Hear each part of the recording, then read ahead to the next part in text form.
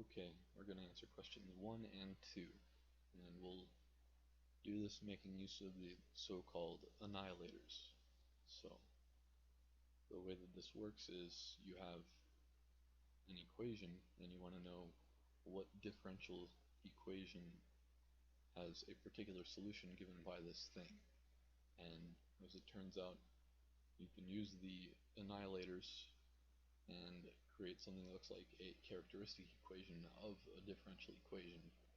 And as we're very familiar with characteristic equations, it's easy to see that the differential equation, which would correspond to this one right here, would be y triple prime minus 3 times y double prime equals 0. Would be the homogeneous differential equation for this characteristic equation.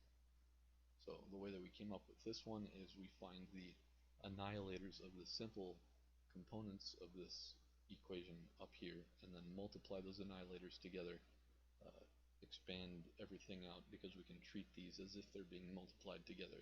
It's not quite exactly how it works, but that's exactly how it behaves on paper with symbols.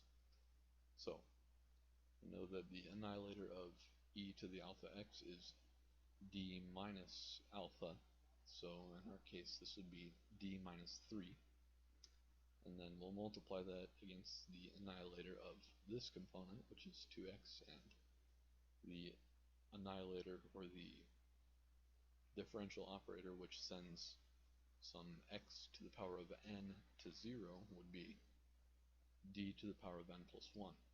So if this was just 2 by itself, you could imagine it being multiplied by x to the power of 0, and the annihilator would be d to the power of 0 plus 1. But we have x to the power of 1, so this is d to the power of 1 plus 1, which is d squared. So we have d minus 3 times d squared, well, quote unquote times, and then that expands out to d cubed minus 3d squared, and that gives us our differential equation, our homogeneous differential equation, which has this as a particular solution, being y triple prime minus 3 times y double prime. Alright.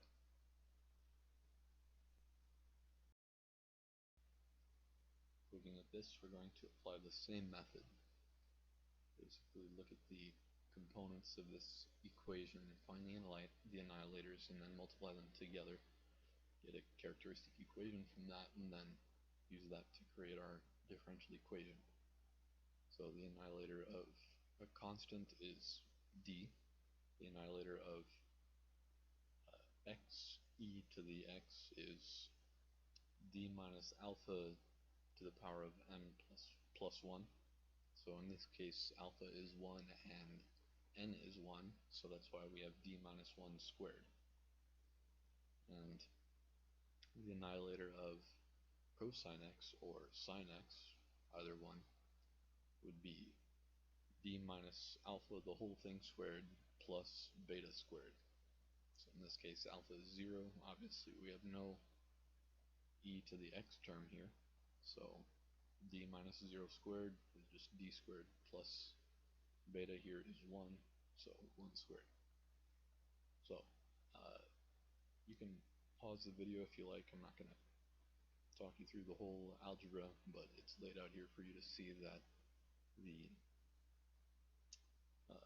expanding of this thing right here gives you d to the power of 5 minus 2 times d to the power of 4 plus 2 times d cubed minus 2d squared plus d,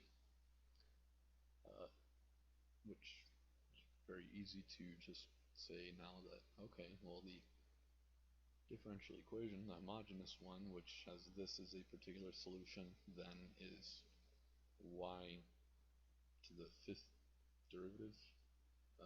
That's not how you say it. Anyway, the 5th derivative of y. Yeah, let's say that. The 5th derivative of y minus 2 times the 4th derivative plus 2y triple prime plus y prime equals 0.